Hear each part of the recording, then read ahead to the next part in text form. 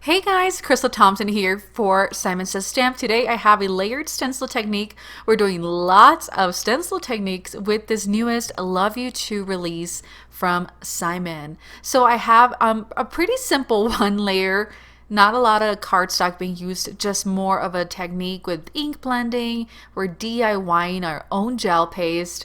We are doing splatters of gold, and then we're topping the whole thing off with a brand new die called Thank You for Being a Friend. And then we're finishing it up with some really fun sequins, and let's get started.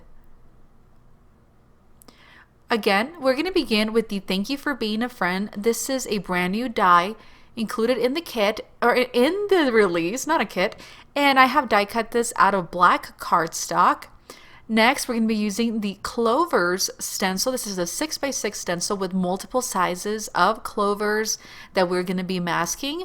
I'm using a 110-pound cardstock, some distress oxide in peeled paint and shabby shutters.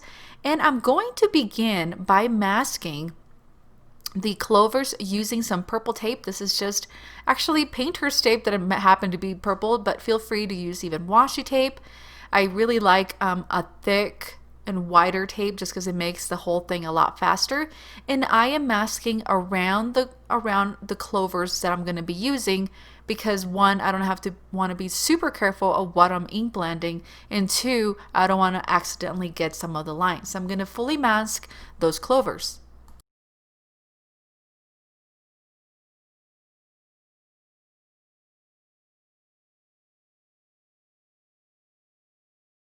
So I'm going to begin ink blending with shabby shutters. I'm going to start with the smaller batch of clovers, moving my way from the bottom up to the corner, and then stopping at the center of the card. And I'm alternating in sizes of medium, small, and then finishing up with the large clover with the shabby shutters.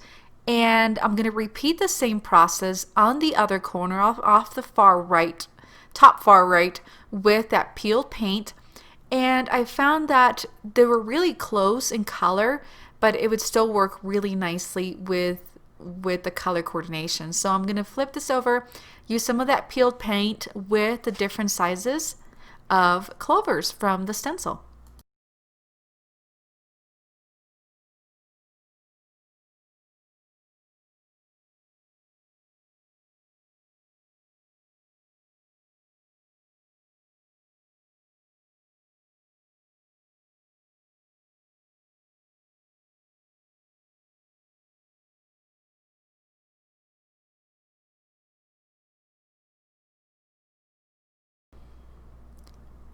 Now that I'm done doing all my ink blending, I'm going to bring in several colors of green shade of Copics, and I am following along on the outer line of these clovers. And I thought as I go lighter on the lighter clovers, the lighter of Copic I would go. You could even do this with a white marker. A white pen would look really cool, something glittery, but I really wanted to utilize my Copics in a different way to make them look and pop out some more.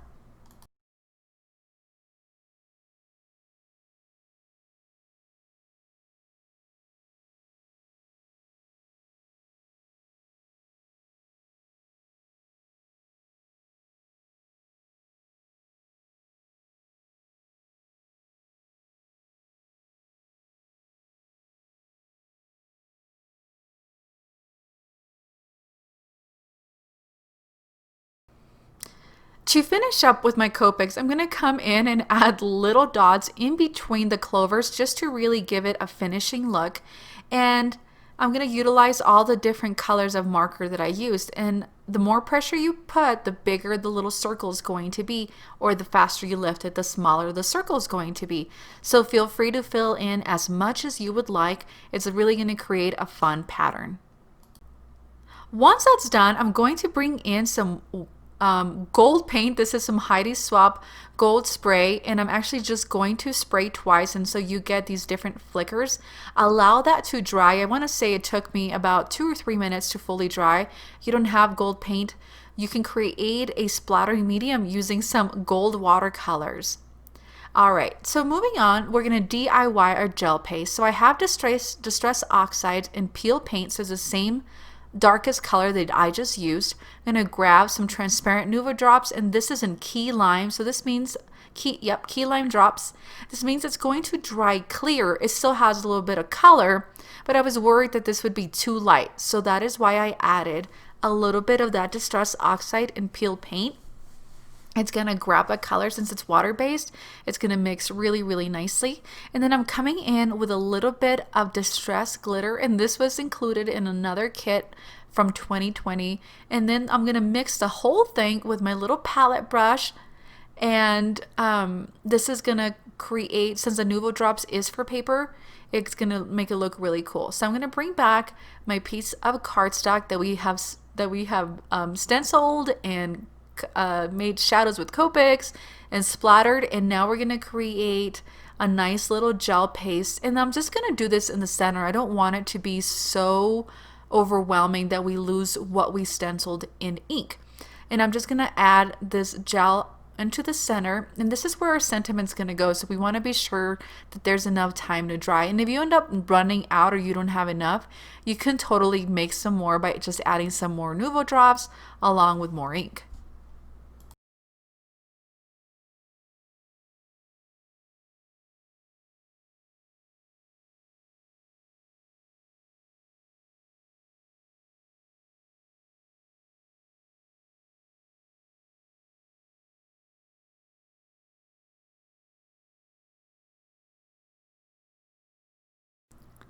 Once that's done, I'm going to lift up that stencil, and you have a really cool 3D looking gel. Again, we're going to let this dry. Nuvo Drops dries pretty cool, pretty quick. So we're going to give it about 2 to 3 minutes and then come back with our dye.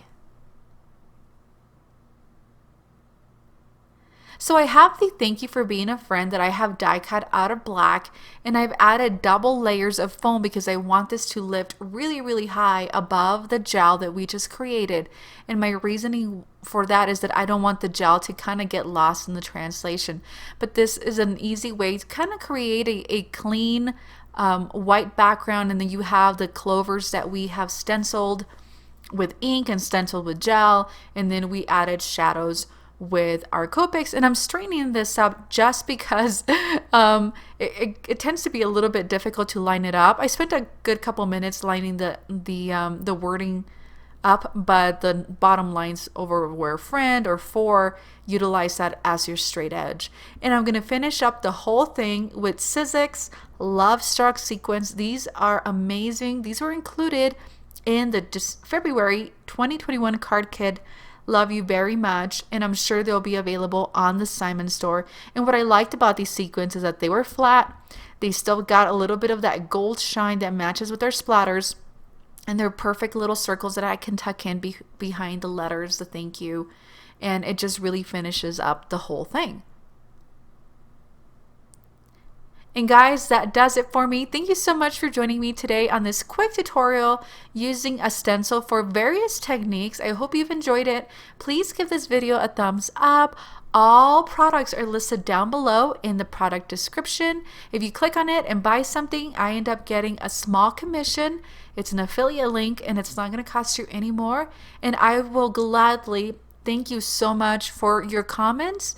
Please click the subscribe button and let me know your thoughts on this technique video using a stencil. We'll see you guys later. Have an amazing day.